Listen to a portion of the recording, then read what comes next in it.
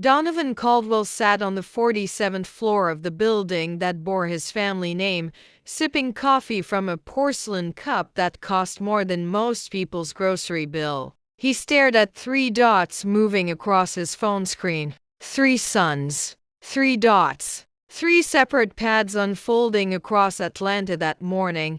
The oldest stood in the lobby of a hotel he could no longer afford, clutching a suitcase worth $3,000 and an envelope containing 50. The middle one had already spent 35 of his 50 on a networking event that would give him nothing but a name tag and a table of strangers who would forget him by lunch. The youngest sat in a public library with a pencil and a sheet of paper, dividing 50 by 7. Soon two of them would call their father begging. The third would not call at all. Donovan Caldwell had built Caldwell Capital Partners from a single rental property in southwest Atlanta into a portfolio worth $1.2 billion. He was 62 years old. He still wore the same size suit he had worn at 30. He still reached the office before anyone else, and he still read every contract himself. Every page, because his grandfather had once told him that a man who lets someone else read for him will eventually let someone else think for him. The house in Buckhead sat on 2 acres behind a wrought iron gate that opened without sound. 6 bedrooms, a kitchen with marble countertops imported from Italy, a dining table made from black walnut, 12 chairs hand-carved to hold a family that would fill them. Most nights only 4 chairs were used. Most nights one of those 4 remained empty until the food grew cold. Donovan had 3 sons. Kieran was the oldest. He held the title of vice president at Caldwell Capital Partners, a title his father had given him, and one he had not yet earned in any way that mattered. He came to dinner on time, yet spent half of it on his phone, his thumb sliding across the screen while his fork moved across the plate, both on autopilot. He did not look up when he spoke. He answered in half sentences. He carried the posture of a man who believed his presence alone was contribution enough. Fletcher was the middle son. He was starting a company. He had been starting that company for some time. The company had a name, a logo, a website, and an Instagram page with 4,000 followers. It did not have revenue. It did not have a product. What it had was Donovan's money arriving in monthly transfers that Fletcher called investment, and that Donovan had recently begun calling something else inside his own head, though he had not yet spoken the word aloud. Fletcher arrived late to dinner that evening. He offered no apology. He said traffic the way people say traffic when they mean I did not prioritize this. Corbin was the youngest. He had graduated from Morehouse and taken a job at a small nonprofit in East Atlanta that paid $31,000 a year. Donovan had offered him a position at Caldwell Capital Partners multiple times. Corbin had declined each time quietly, without explanation, the way he did most things. He ate his dinner without his phone on the table. When he finished, he picked up his plate, carried it to the kitchen, washed it by hand, dried it, and put it back in the cabinet. He had done this every cleaning night since he was 14. No one had ever asked him to. Donovan watched all of this from the head of the table. He had been watching for months. He watched the way Kieran talked without listening, the way Fletcher arrived without arriving, the way Corbin cleaned up after himself in a house full of people paid to clean. He was watching the pattern. His grandfather, Elias Caldwell, had come to Atlanta with $11 and a Bible with notes in the margins. He had built a small construction business. He had bought property when property in black neighborhoods cost nothing because the city had decided those neighborhoods were worth nothing. He had been wrong about many things in his life, but he had been right about land. His son Donovan's father had inherited the business and lost it within 8 years. Bad deals, bad partners, A gambling habit that started small and ended with the house. Donovan had rebuilt everything from nothing. He knew what nothing felt like. He knew the weight of an empty refrigerator. He knew the sound of a phone that rings and rings because the person calling wants money you do not have. He had carried that knowledge every day for 40 years. And it had made him careful and precise and relentless. His sons had carried none of it. There is a pattern in wealth that economists have studied and that families have lived. The first generation builds. The second generation maintains or tries to. The third generation inherits a thing they did not build and do not understand, and they spend it the way people spend things they believe are infinite, which is to say carelessly and completely. Donovan had read about this pattern. He had lived through it once already from the other side as the son who had to rebuild what his father destroyed. He looked at his 3 sons and he could see the math clearly. He could see where this was going. After dinner that evening, he went to his study. He sat at the desk, the old one, the one he had kept from his grandfather's office. He opened the top drawer. Inside, next to a leather-bound notebook with a cracked spine, lay a pocket watch, gold-plated, scratched, the glass face clouded from decades of handling. It had not worked in 15 years. He kept it anyway. It was the only object he owned that had belonged to Elias Caldwell. Everything else had been sold or lost or taken. The watch remained. He picked it up.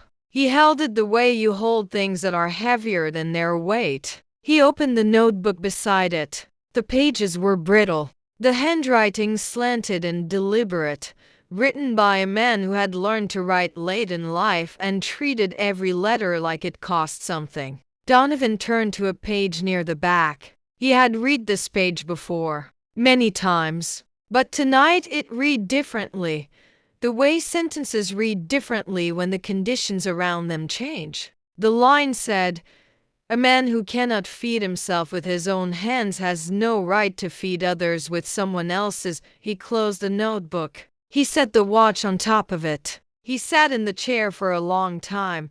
The following Sunday, Donovan called his 3 sons into the study. Not the conference room at Caldwell Capital Partners. Not the living room. The study. The room with the old desk and the watch in the drawer. This was not a business decision. This was a father's decision, and the room mattered. He placed 3 envelopes on the desk. White, thin, sealed. Kieran looked at them and smiled the way you smile when you assume everything is a formality. Fletcher picked his up immediately, turned it over, weighed it in his hand the way he weighed everything, looking for the angle. Corbin did not pick his up. He looked at his father's face first. Donovan said, "Each envelope has $50 in cash. That is what you will live on for 7 days starting that morning. No credit cards. No calling friends for money. No coming back to this house. Your phones stay on for emergencies only. You walk out with what you have." Kieran laughed. It was a short laugh, the kind that comes before understanding. Fletcher said, "Is this a joke?" Corbin said nothing. He picked up the envelope.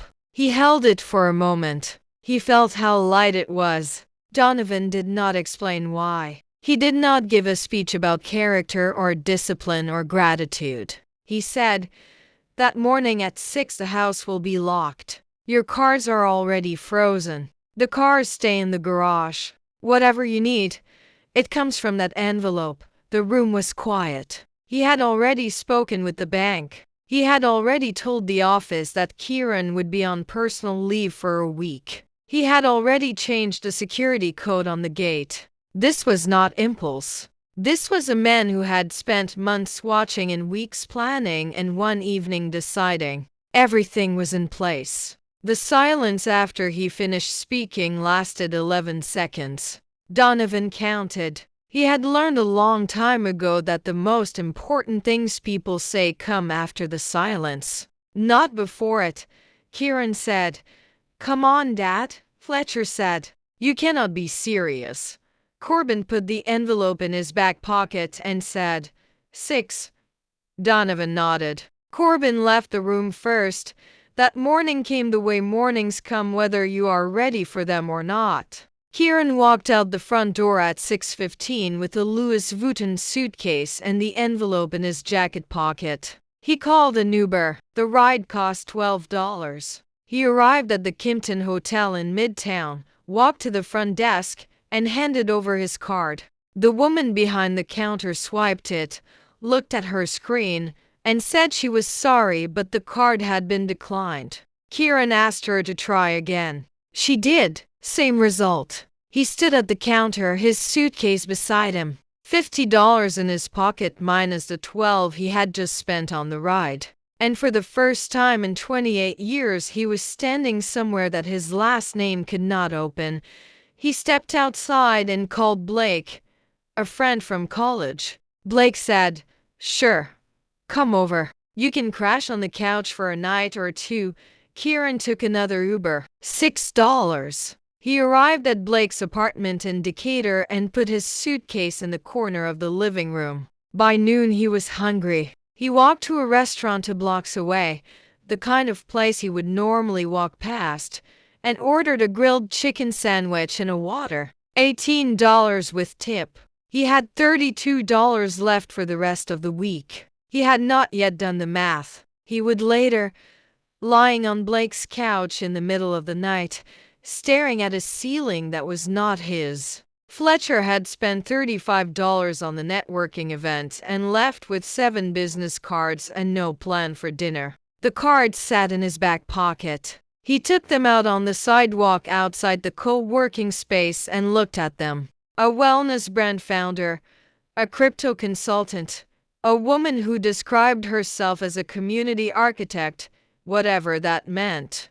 None of them had asked Fletcher what his company actually did. None of them had needed to, because the answer would have been the same answer it had been for some time, which was nothing yet. But soon. He had $15. He had no place to sleep. He had not eaten since a granola bar that morning bought from a gas station for $1.50. He walked for a while. The city moved around him the way cities move around people who are not part of their machinery. Cars passed. People walked dogs. A woman jogged by without seeing him. He had never noticed before how many people could look in your direction without looking at you. He stopped at a convenience store and bought a case of water. 6 bottles. $3. He carried them to the corner of Marietta Street and Centennial Olympic Park Drive and set up on the sidewalk, the bottles lined up on the concrete beside his feet. He sold them for $2 each. This was the plan. This was the hustle. Buy low, sell high. The first principle of every business book he had ever read applied in its most literal and least glamorous form.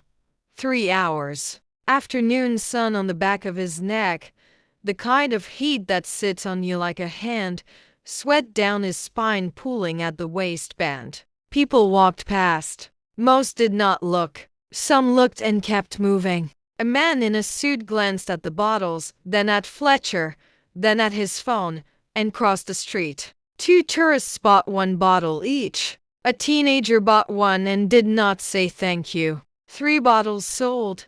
$6 minus the 3 he had spent. $4 profit for 3 hours of standing in the sun.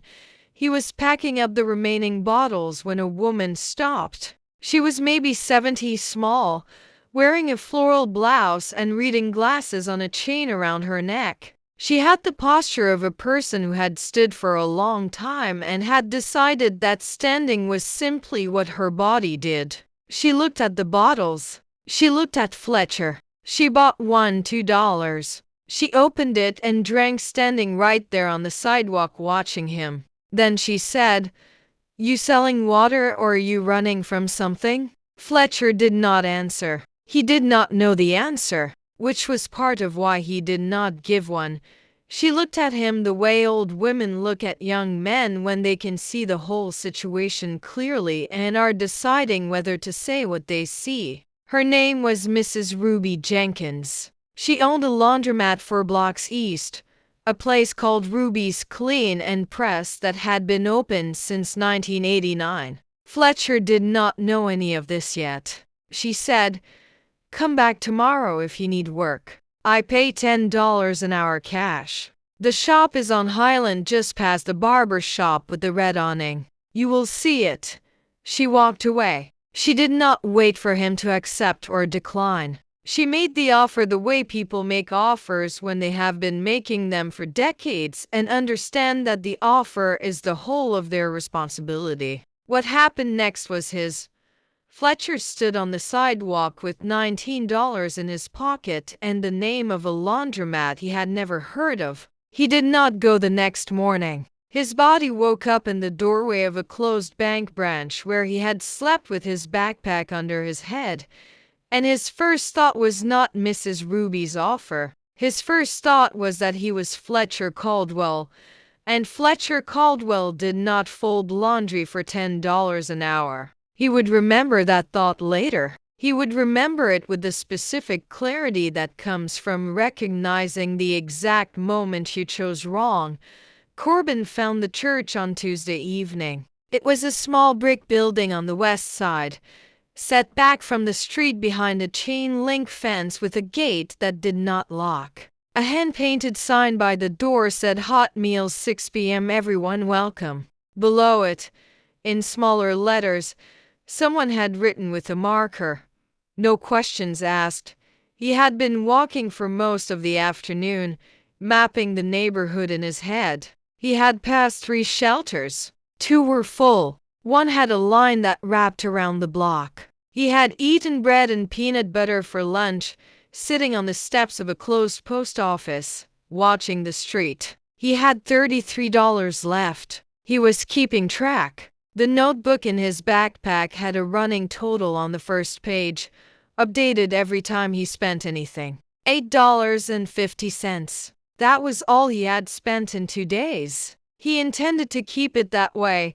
The line at the church was short, maybe 15 people. They stood quietly the way people stand when waiting is not an inconvenience but a practice, something the body has learned to do without protest. Corbin took his place at the end. He did not feel out of place. He did not feel in place either. He felt like a person standing in a line, which is all anyone in the line was. Inside the room was a fellowship hall, folding tables covered in white plastic tablecloths, metal chairs, fluorescent lights. The food came from a kitchen in the back, served by 2 women in aprons and a teenage boy who looked like he would rather be anywhere else, but was there anyway. Corbin sat at a table near the wall. Across from him, a man was already eating. He was maybe 65, thin, clean-shaven. He wore a denim jacket with a flannel shirt underneath,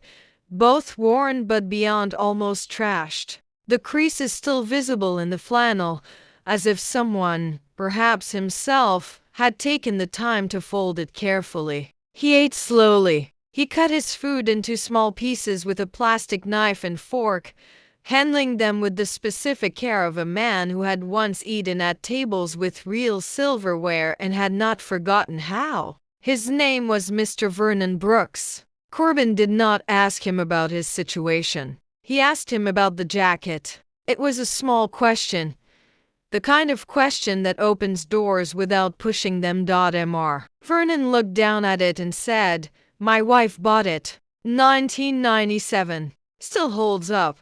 That was how it started. A jacket, a dead wife. A conversation that moved in the way conversations move between strangers who have no reason to perform. Mr. Vernon had been a carpenter. 31 years. He built tables, bookshelves, bed frames, cabinets. He worked for a small company in Decatur, and then on his own, and then for whoever needed something built. He was good at it. His hands told that story even now, thick-fingered, calloused at the pads, the knuckles slightly swollen the way they get from decades of gripping tools. His wife, Lorraine, got sick. Cancer. The insurance covered some of it, not enough.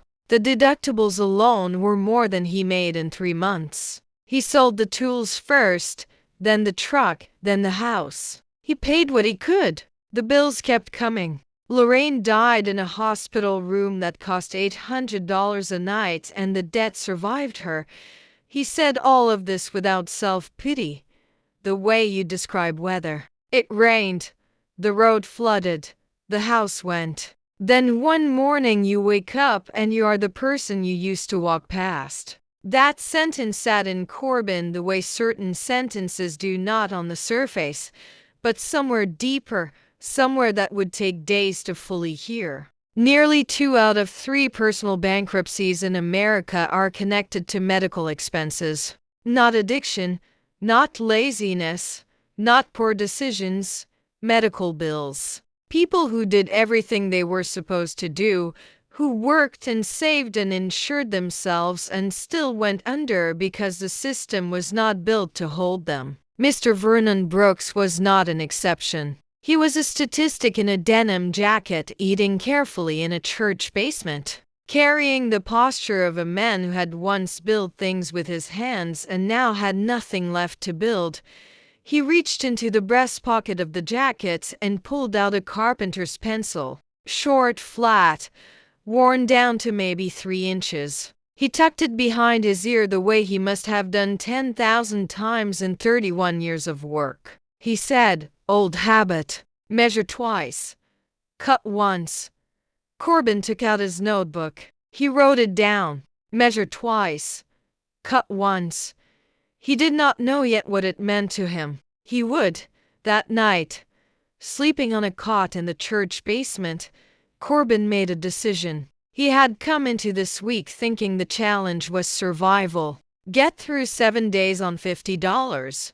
Do not call his father. Do not break. He understood now that survival was the minimum. It was the floor, not the ceiling. The question was not whether he could survive the week. The question was whether the week could teach him something he did not already know. He closed the notebook and put it under the cot and lay in the dark listening to the sounds of 15 other people breathing in a room that smelled like floor cleaner and canned green beans. And he decided that he was going to learn something.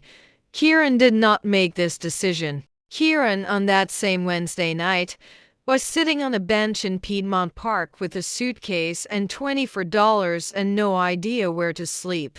Blake's cousin had arrived that morning. The couch was taken. The conversation had been brief and polite and final.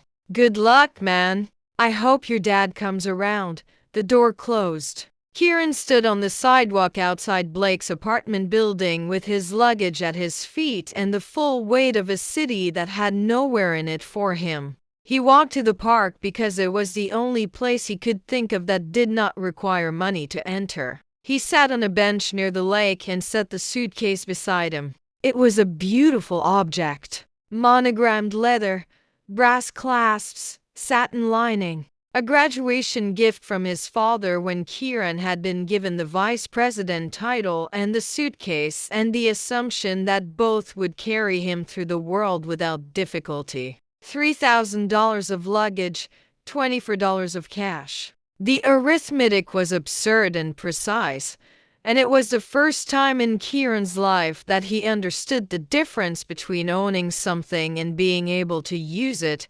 He called his father. The phone rang 4 times and went to voicemail. He called again. Voicemail. He called a 3rd time. Voicemail. He left a message. His voice was different now, stripped of the ease it usually carried.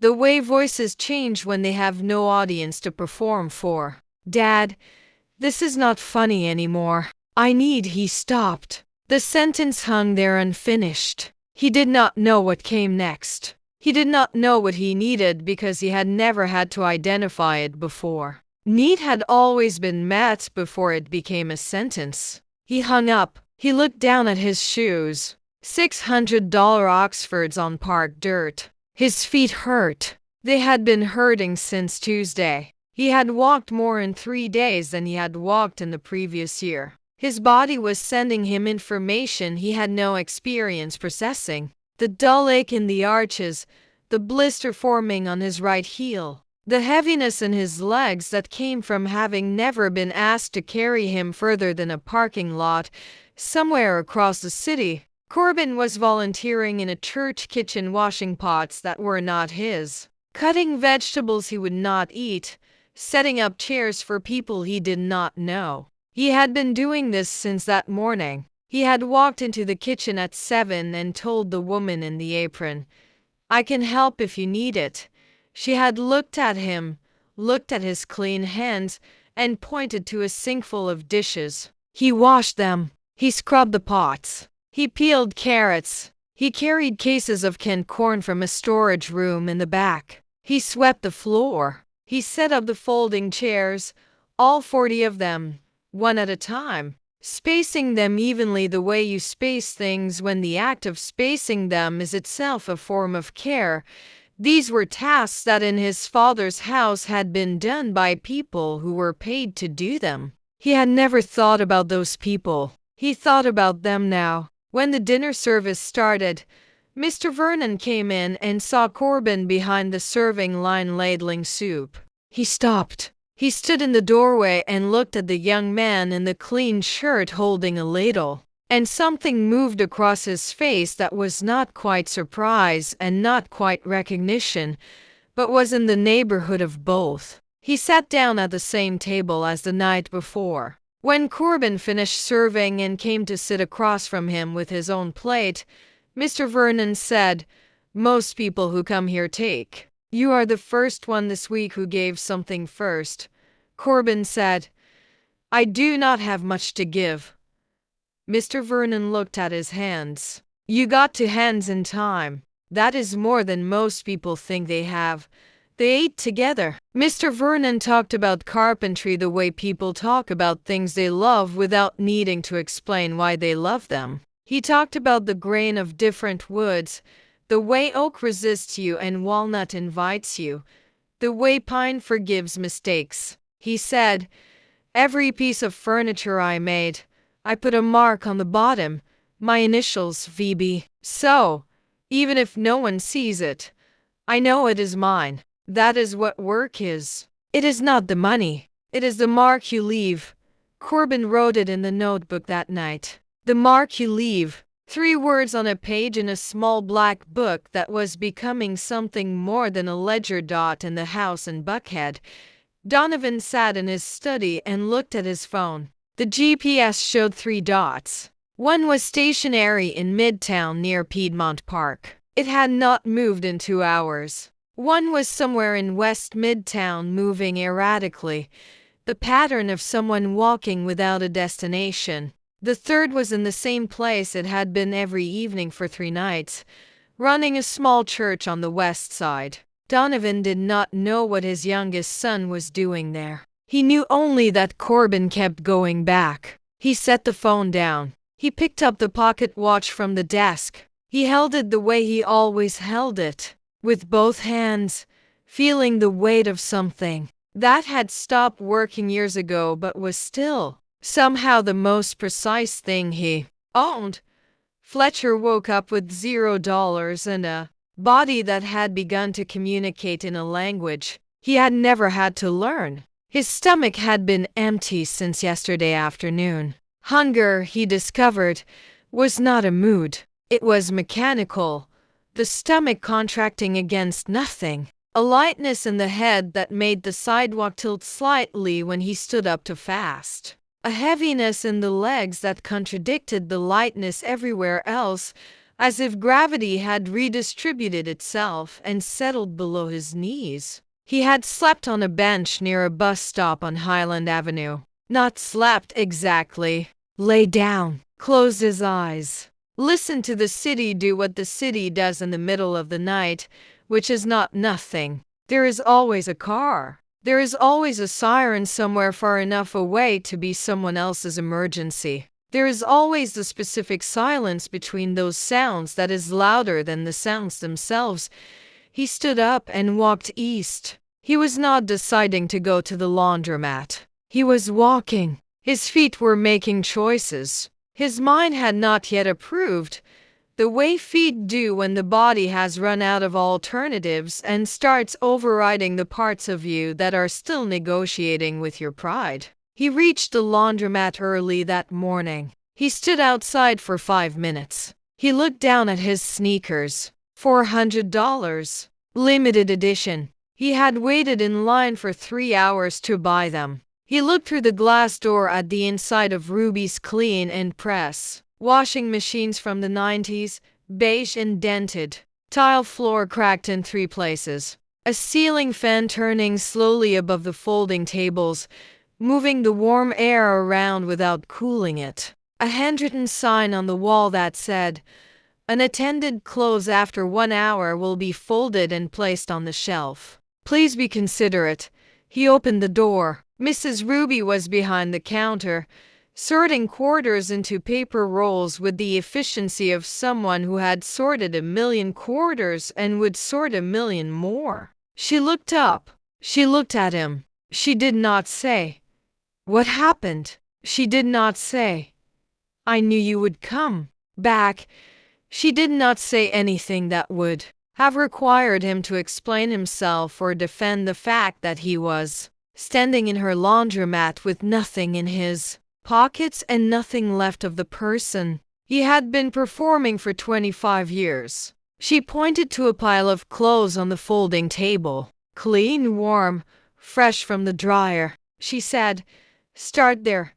Fletcher started there. He folded for 4 hours. T-shirts, jeans, towels, bed sheets, children's clothes, work uniforms. He pulled loads from the dryers and carried them to the table and folded them and stacked them and put them on the shelves with the ticket numbers Mrs. Ruby gave him. His hands were warm from the fabric, the specific heat of clothes just out of a dryer, a heat that fades fast if you do not fold quickly enough. He learned this in the first hour. By the second hour, his hands knew it before his mind did. The smell stayed on his fingers. Detergent and fabric softener and something underneath that was just clean cotton. The smell of cleanliness before it becomes invisible. Before you put the clothes on and forget that someone washed them and dried them and folded them so you did not have to.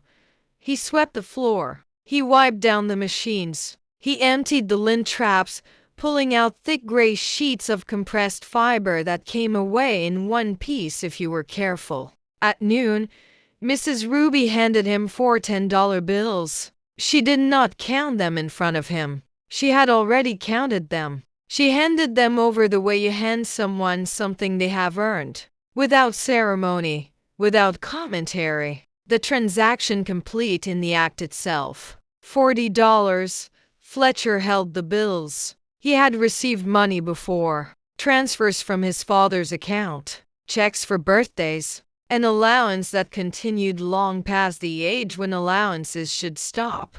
He had never held money that smelled like fabric softener. He had never held money that his hands had produced. Mrs. Ruby was wiping down the counter. She said without looking up, "I opened this place in 1989. Had $200 and a used Maytag that leaked from the bottom. I put a bucket under it for the first 6 months." Fletcher listened. She said, "I never had investors. I never had a pitch deck. I had dirty clothes and people who needed them clean. That was the whole business plan. 35 years later, that is still the whole business plan."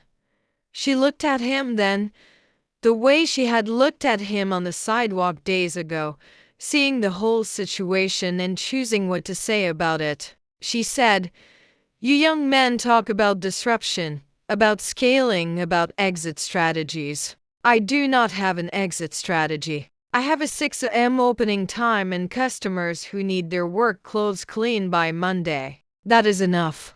That has always been enough." Fletcher walked out of the laundromat with $40 in his pocket. He stood on the sidewalk and looked up at the sign above the door. Ruby's Clean and Press. Below it in smaller letters, "Since 1989.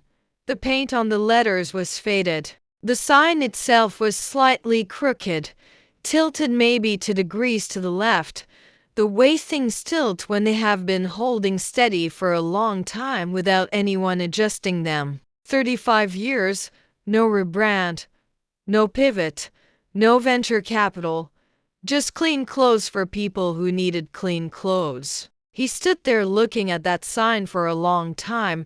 Kieran had slept on a park bench the night before. He had not planned to. He had planned to find a shelter. He did not find one because he did not know where shelters were. The same way he did not know where bus routes ran or what time libraries opened or how much a loaf of bread cost. These were categories of knowledge that had never been relevant to his life, and their absence had never been visible until now. The way the absence of a thing is never visible until you need it. He had bought a packet of instant noodles from a gas station, $1.20. He had eaten them dry sitting on the bench, breaking off pieces and chewing them slowly the way you eat when you're trying to make something last. He drank water from a public fountain. He had $18 left. That morning he called his father. He had not called since the voicemail days ago. He had told himself he would not call again. He called anyway, the way people do things they have told themselves they would not do because the body and its needs eventually overrule the mind and its pride. Donovan answered. The silence on the line lasted for seconds. Kieran could hear his father breathing. He could hear the faint hum of the house in Buckhead, the specific ambient sound of a home with central air and thick walls and carpeted floors. A sound he had never noticed until he was standing on a sidewalk listening to it through a phone speaker. Kieran said, "Dad, I cannot do this. I was not built for this." The silence that followed was different from the first. It was the silence of a man choosing his words with the precision of someone who knows that what he says next will live inside his son for a very long time. Donovan said, "That is what I was afraid of." Then the line went dead. Kieran stood on the sidewalk holding his phone. The screen went dark. He did not call back. He walked to the public library on Carnegie Way and sat in a chair near the window and looked out at the street and did not move for 2 hours. He was not reading. He was not sleeping. He was sitting in a chair in a public building with $18 and no plan and no network and no performance left to give. For the first time in 28 years, Kieran Caldwell was exactly the person he was, which was a person who did not know what to do next. Corbin woke with $26.50. He knew the number without checking. He had written it in the notebook the night before, the same way he wrote it every night. The running total updated, the day's expenses listed in small neat handwriting below the balance. He had spent $23.50 in 5 days. He had eaten. He had slept. He was fine. He walked to the church to help set up for breakfast. The woman in the apron, whose name was Mrs. Lawson, had stopped being surprised by him. She handed him a hairnet and pointed to the oatmeal station. He served for an hour. He ate a bowl himself, standing in the kitchen the way he ate most meals now, standing quickly without sitting down the way working people eat when there is more work to do. Mr. Vernon was not at breakfast. Corbin found him sitting on the low wall outside the church, leaning forward with his forearms on his knees and his face tight with the specific expression of a man managing pain. His back. He could not straighten up. He had been sitting in this position since before dawn, waiting for the stiffness to release, but it had not released. It had settled in and made itself permanent for the day. Corbin sat beside him. He did not ask if Mr. Vernon was all right because the answer was visible. He said, "What do you need?" Mr. Vernon said, "Something for the pain. I have not been able to afford it in a while." Corbin walked to a pharmacy on Martin Luther King Jr. Drive. He bought a bottle of ibuprofen, the store brand, 200 tablets, $11. He brought it back. Mr. Vernon took 3 pills with water from the fountain and sat with his eyes closed for 15 minutes waiting. Then Corbin did something that was not in the plan. There was no plan for this. There was only the notebook and a sentence Mr. Vernon had said nights ago that had been sitting in Corbin's mind, the way certain sentences sit, not leaving, not arriving, just present. He walked to a hardware store on Josephine, Lowry Boulevard. He bought a small piece of poplar wood, a sheet of sandpaper, and a tube of wood glue.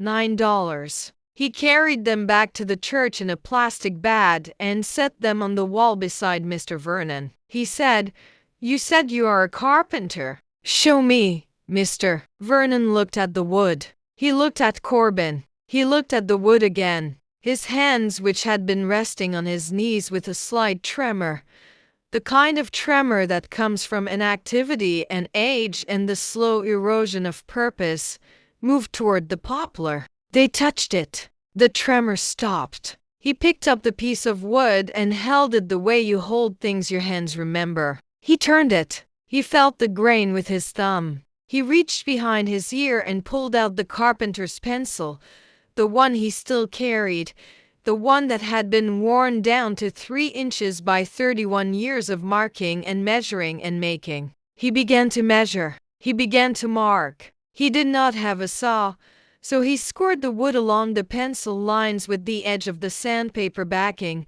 folding, and snapping with a precision that came from somewhere deeper than memory, muscle, bone, the body remembering what the mind had tried to let go of. Corbin sat beside him and watched. He did not help. This was not his to help with. This was Mr. Vernon's. Over the next 2 hours, sitting on a low wall outside a church on the west side of Atlanta, a 65-year-old man who had not built anything in 2 years made a box. A pencil box. Small, simple, 4 sides, a bottom, a lid that slid into grooves he had carved with the edge of a key. The sandpaper smoothed the surfaces until they were soft under the fingertips. The glue held the corners square. It was not a complicated piece. It was not art. It was a box that did what a box is supposed to do, which is hold things. But the edges were clean. The corners were true. The lid fit. Mr. Vernon turned the box over. He took the pencil from behind his ear. On the bottom of the box he carved 2 letters, VB. He pressed hard enough for the lines to be permanent. He set the pencil down. He looked at the box for a long time. Then he looked at Corbin. He said, "First piece in 2 years." Corbin did not say anything. There was nothing to say that the box had not already said. He had not given Mr. Vernon money. He had not given him charity. He had given him $9 worth of wood and sandpaper and glue, and Mr. Vernon had given himself back the thing that mattered more than shelter or food or money. He had remembered who he was. That night, Corbin wrote in the notebook. He wrote the balance first, $6.50. Below it, he wrote 2 words, enough. Below that, he wrote a sentence he would come back to many times in the months ahead. He wrote, he did not need the wood. He needed to be asked. Sunday came the way Sundays come, slowly and without urgency, the city moving at half speed, the streets emptier, the light different, softer the way light gets when even the sky seems to understand that the week is over. Kieran was in the library on Carnegie Way. He had been there since Saturday morning. He sat in the same chair near the window. His suit was wrinkled. His shoes were scuffed. The Louis Vuitton suitcase sat beside him on the floor, a thin layer of dust on the brass clasps. He had $18. He had eaten a granola bar from a vending machine for dinner the night before. $2. $16 left. He had survived the week the way a man survives a flood, by climbing onto a roof and waiting. Not by swimming, not by building, by holding on. He sat in the chair and looked out the window at people walking past who did not see him. And he understood in the quiet way that understanding comes when there is nothing left to distract you from it. That he had spent 28 years being carried and had mistaken it for walking across the city. Fletcher was in the laundromat his second day. He arrived early because something had shifted in the way he thought about the work. He was not performing it. He was doing it. The difference was invisible from the outside but total from the inside. He folded shirts faster than he had the day before. His hands knew the motions now the way hands learn things when they are given something real to do. Collar down, sleeves in, fold at the middle, stack. Next, Mrs. Ruby handed him $40 at the end of the shift. He had $55, more than he had started with. But the number was not what sat with him. What sat with him was a sentence Mrs. Ruby had said that morning while she was refilling the soap dispenser. She had said it casually, the way people say things that are not casual at all. She said, "You're not useless. You just never had to be useful." He stood outside the laundromat again. He looked at the sign again. He did not look at it the same way. Corbin was sitting on the steps of the church with Mr. Vernon. He had gone to a gas station that morning and bought 2 cups of coffee, $2 each. He brought one to Mr. Vernon, who was sitting in the same spot on the low wall, the pencil box on the stone beside him, the carpenter's pencil behind his ear. They sat together and drank the coffee and said nothing. The morning was cool for Atlanta, the kind of cool that sits on the surface of the air without going deep, the city deciding whether it was ready for spring. A dog walked past without an owner. A woman pushed a stroller on the other side of the street. A bus stopped at the corner and opened its doors, and no one got on and no one got off, and it closed its doors and pulled away. Corbin had $2.50 left. He wrote it in the notebook. He closed the notebook. He put it in his backpack. He finished his coffee. He sat on the steps of a church on the west side of Atlanta with a man who had built a pencil box the day before after not building anything for 2 years, and neither of them said a word because some mornings the silence is the whole conversation. 3 sons. The same week, the same city. One was sitting in a library with dust on his suitcase and nothing left to perform. One was standing outside a laundromat with calluses forming on his palms and a sentence he would carry for the rest of his life. One was sitting on church steps with $2.50 and a notebook full of things that money could not buy. The week was over. What it had built was just beginning. Donovan unlocked the front door at 6 on Monday morning. He had been awake since 4. He had made coffee and sat in the kitchen and waited the way you wait for something you set in motion that you can no longer control. Kieran arrived first, 9:15. He came through the front door carrying the Louis Vuitton suitcase, which was scuffed now along the bottom edge where it had been set on concrete and park benches and library floors for a week. His suit was wrinkled in places that pressing would not fully correct. His shoes had lost their shine. He did not look at his father. He did not speak. He walked past the kitchen, past the dining table with its 12 chairs, up the stairs and into his bedroom. He closed the door. The lock turned. Donovan stood at the bottom of the staircase and listened. After a moment, the sound of water, the shower running. Kieran was bathing for the first time in 3 days.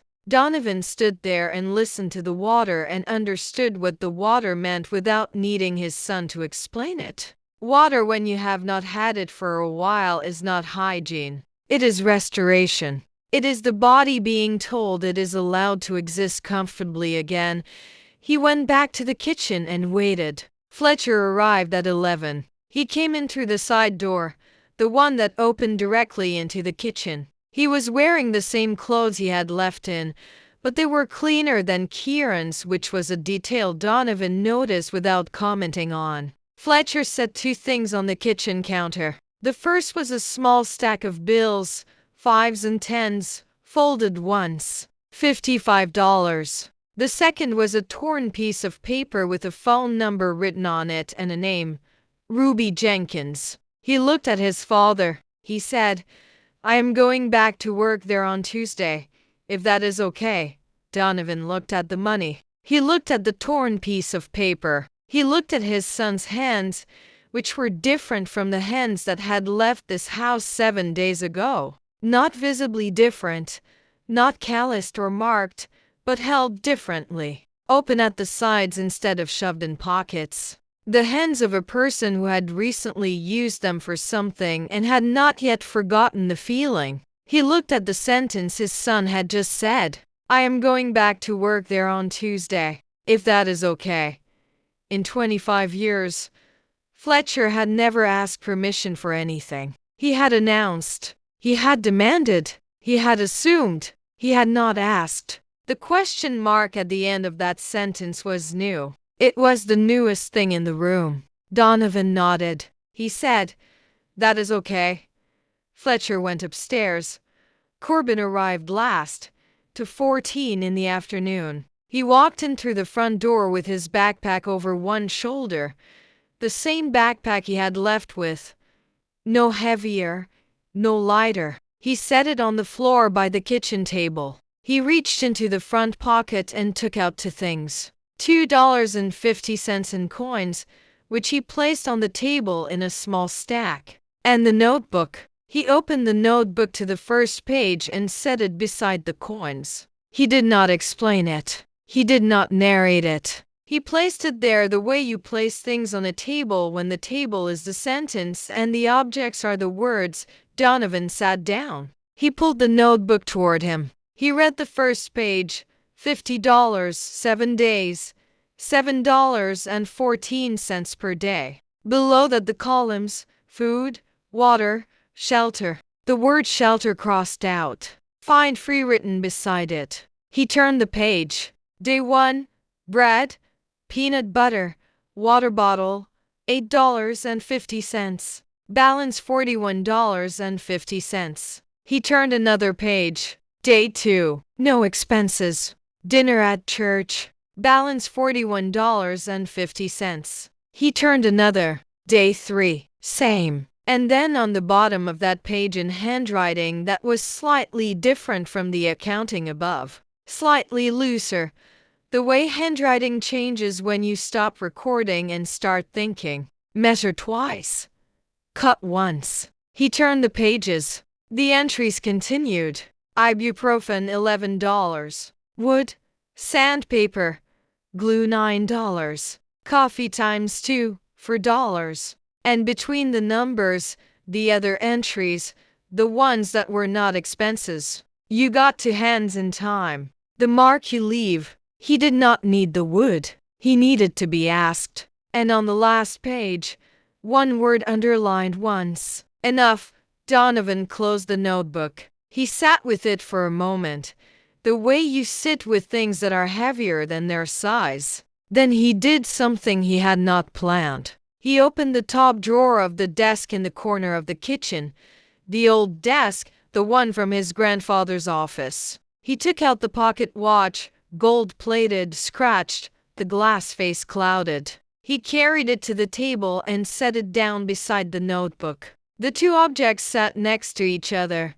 A watch that had stopped working 15 years ago and a notebook that a 22-year-old had filled in 7 days. One belonged to a man who had built something from nothing decades ago. The other belonged to a man who had just discovered what nothing felt like in the present tense. They sat on the same table in the same kitchen and they said the same thing in different handwriting. Donovan did not pick a winner. He did not announce who had passed and who had failed. He looked at the watch in the notebook and the $2.50 and the $55 and the torn piece of paper with Ruby Jenkins' number on it. He looked at the ceiling where the sound of Kieran's shower had long since stopped. He said, "I have something to show all three of you tomorrow." The next morning, Donovan drove. He did not tell them where they were going. The three sons sat in the back of the car, which was a thing that had not happened since they were children. All three in one vehicle, shoulder to shoulder. The specific geometry of siblings who have been through something separately and are now together in a confined space trying to determine what, if anything, has changed between them. The city moved past the windows. Buckhead gave way to Midtown. Midtown gave way to the West Side. The buildings got smaller. The sidewalks got emptier. The trees stayed the same because trees do not observe economic boundaries. They turned onto a street in Vine City. Donovan slowed the car. He pulled over beside a lot. It was large, maybe half an acre, bordered by a chain link fence on 3 sides and a crumbling brick wall on the 4th. Weeds pushed through the concrete. A rusted dumpster sat in one corner. On the fence facing the street, a sign. White background, blue letters. It read, "Future site of the Caldwell Community Workshop and Housing Initiative." The 3 sons looked at the sign. None of them had seen it before. Donovan got out of the car. They followed. He stood at the fence and looked at the lot the way he always looked at property, reading the ground the way other people read documents. He said, "I bought this 3 years ago. I did not tell anyone. Not the board. Not the lawyers. Not any of you." He told them what it was. A workshop on the ground floor. Woodworking, electrical, plumbing, skills training for people coming out of shelters, transitional housing for the street. Above the workshop, 42 units of affordable housing, below market rate, permanently below market rate. The building would not generate profit. The building was not designed to generate profit. The building was designed to give people who had lost everything a place to learn something with their hands and a place to sleep while they learned it. He said, "I did not send you out there to punish you. I sent you out there to see if any of you could see what I have been seeing." He told them about the will. Not the Caldwell capital will, a different will, a personal one. The person who led this project would inherit it in his name. Not the company, not the portfolio. This lot, this building that did not yet exist. This thing that would never be measured in returns or margins or quarterly reports. This was the thing he cared about most. This was the legacy he wanted to leave. He stopped talking. He let the silence carry it. Kieran was the first to speak. He looked at the lot, at the weeds, at the crumbling wall, at the neighborhood stretching out in every direction, small houses and empty storefronts and a liquor store on the corner. He said, "Dad, this neighborhood, there is no ROI here." The sentence landed on the concrete between them. Donovan did not respond. He did not need to. Kieran heard it as it left his mouth. The way you sometimes hear your own sentences a half-second after you say them and realize what they contain. He went quiet. He looked at the ground. He did not speak again. Fletcher was looking at the lot differently. He was not looking at the lot. He was looking at the street behind it, at the houses, at the laundry hanging on a line behind one of them. He said quietly, almost to himself, "You would need a laundromat in the building. People always need clean clothes." It was a small sentence. It was a sentence about clean clothes. But it was the first time Fletcher Caldwell had looked at a piece of real estate and thought about what the people living near it actually needed, instead of what could be extracted from them. Mrs. Ruby Jenkins had not taught him this in words. She had taught him this in warm towels and a 6 a.m. opening time and 35 years of unchanged signage. Corbin did not speak. He walked away from his father and brothers and stepped through a gap in the chain link fence. He walked the lot slowly, the way you walk a place when you are not inspecting it, but listening to it. He stopped in the far corner near the brick wall. He knelt down. He put his hand flat on the ground, palm against the broken concrete and the weeds pushing through it. He stayed there for a moment. Then he opened the notebook. He wrote something. Donovan watched from the fence. Donovan looked at his 3 sons. One was staring at the ground, silenced by his own words. One was looking at the street with new eyes, seeing laundry lines and thinking about need. One was kneeling in the dirt with his hand on the earth and a pencil in the other hand, writing. He saw them clearly in that moment. He saw them the way a man sees his own life played back at 3 different speeds. Kieran was Donovan at 30 when money was the answer to every question, and the only question worth asking was how much. Fletcher was Donovan at 40 when the first cracks appeared and the first real questions began. Corbin was Donovan at the beginning before the building and the name and the 47th floor when his hands were on the ground. When his eyes were looking up, Donovan did not announce a winner. He did not rank them. He stood at the fence and asked one question, the same question to each of them in the same voice. If I gave you this, what would you build? Kieran answered first. He had recovered his composure the way people recover composure when they have spent a lifetime practicing it. He straightened his jacket. He looked at the lot with the eyes of a man who had spent years reading spreadsheets and attending board meetings and speaking in a language built entirely of efficiency. He said, I would hire a project manager. Bring in a general contractor. We could have this operational in 6 months, maybe less if we fast-track the permits. It was a competent answer. It was the kind of answer that worked in conference rooms and quarterly reviews. It had no pulse. Fletcher spoke next. He was still looking at the houses across the street, at the laundry on the line. He said, I would talk to the people who live around here first, find out what they actually need before building anything. It was a better answer. It was an answer that had Mrs. Ruby Jenkins somewhere inside it. Somewhere in the space between dirty clothes and people who needed them clean. But it was still an outline. It was still a man describing what he might do, not what he had already begun doing.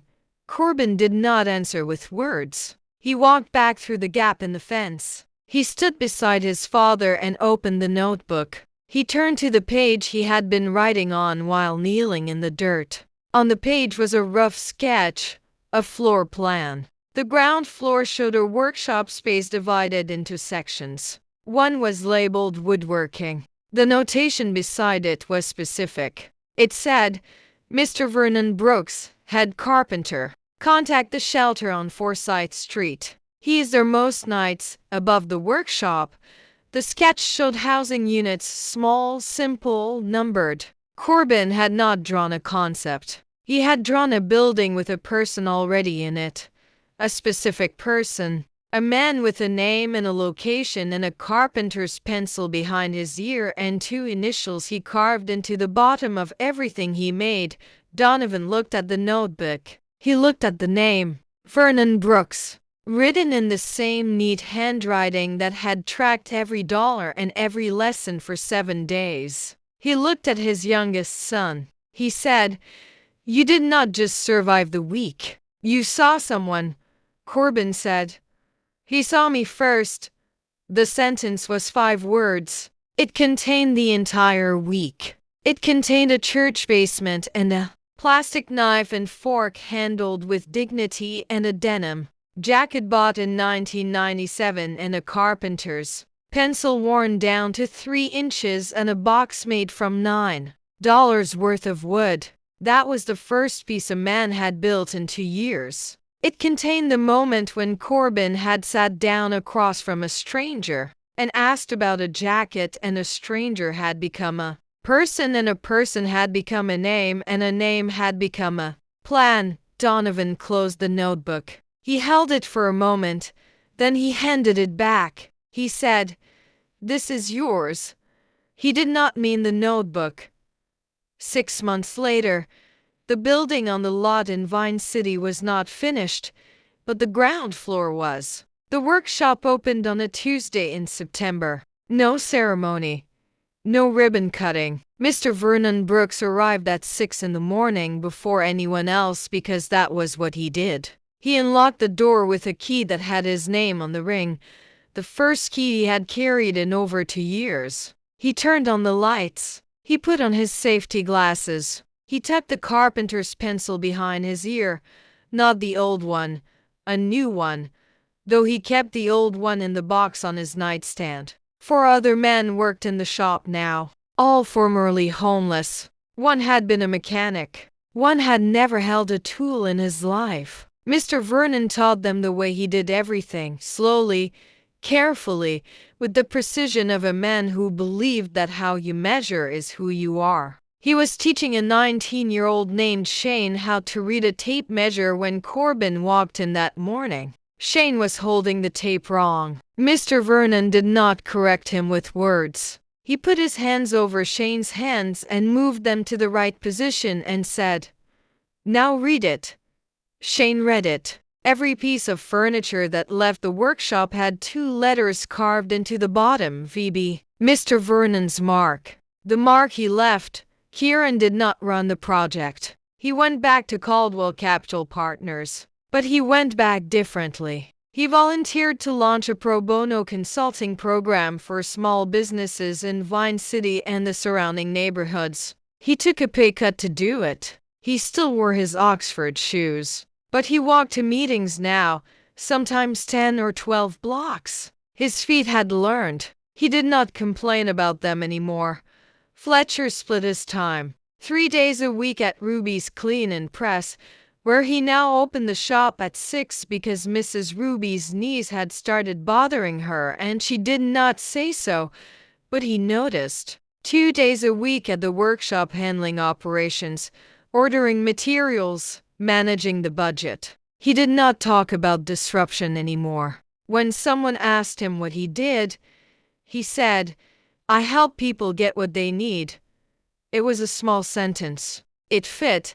Corbin lived in a 1-bedroom apartment 4 blocks from the building. The rent was low. The salary was lower. The notebook was full. He had started a second one. It sat in the top drawer of a small desk in the apartment next to the pocket watch. Gold-plated, scratched, the glass face clouded. It had not worked in 15 years. It sat in the drawer beside the notebook, the way it had once sat in a drawer beside another notebook in another desk in another room in a house in Buckhead that belonged to a man who had built $1.2 billion and had decided that the thing he valued most was a lot in Vine City with weeds pushing through the concrete.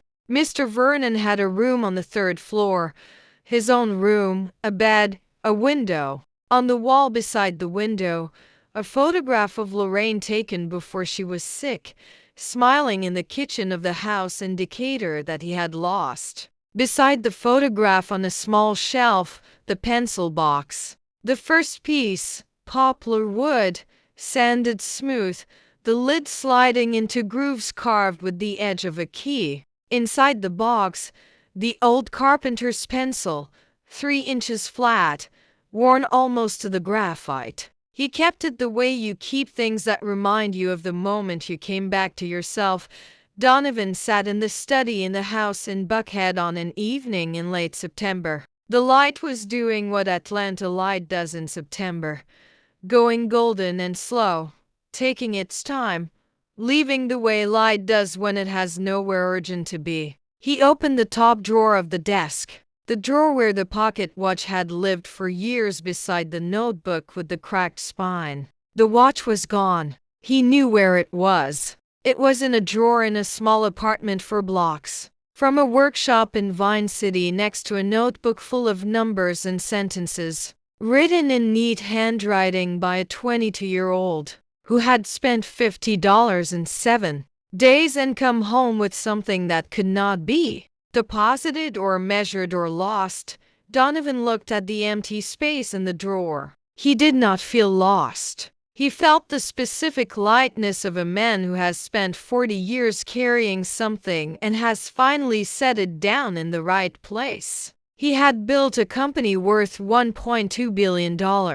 He had built it from nothing the way his grandfather had built. From nothing the way people build when they know what nothing feels like and are determined never to feel it again. He would spend whatever time he had left building something else. Something that could not be measured in quarterly reports or shareholder meetings or the brushed metal letters on the side of a building. Something that would outlast all of it because it was built not from capital but from the specific unrepeatable acts of one person seeing another person and deciding that they mattered. He closed the drawer. He looked out the window. Atlanta stretched below him, wide and lit and alive.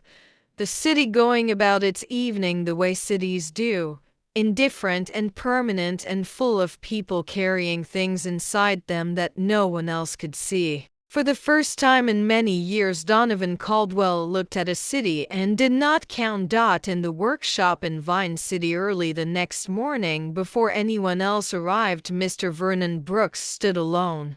The lights were off. The room smelled like sawdust and linseed oil and the specific quiet of a space that is about to be filled with work. On the bench in front of him was a table, small rectangular oak. He had built it over the past week the way he built everything, slowly and without shortcuts. He ran his hand across the surface, smooth, even the grain visible under the finish, the wood showing what it was without pretending to be something else. He turned the table over. He reached behind his ear and pulled out the pencil. He carved 2 letters into the bottom, VB. He set the table down. He stood back. He looked at it for a moment. Then he turned on the lights. He opened the door. The morning came in.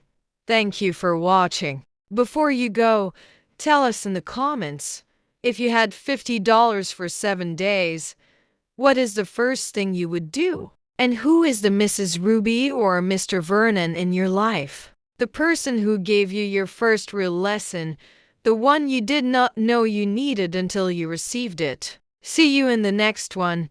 This story is a work of fiction. The characters, names, and events are entirely imagined. However, the themes it explores, generational wealth, homelessness, medical debt, the dignity of labor, are very real. According to the U.S. Department of Housing and Urban Development, over 650,000 Americans experienced homelessness on a single night. If this story moved you, consider looking into organizations in your community that support workforce development and housing for people experiencing homelessness. On a personal note, I think the hardest part about this story was not writing the struggle. It was writing the moment Fletcher walked back into that laundromat, because most of us know what it feels like to resist asking for help.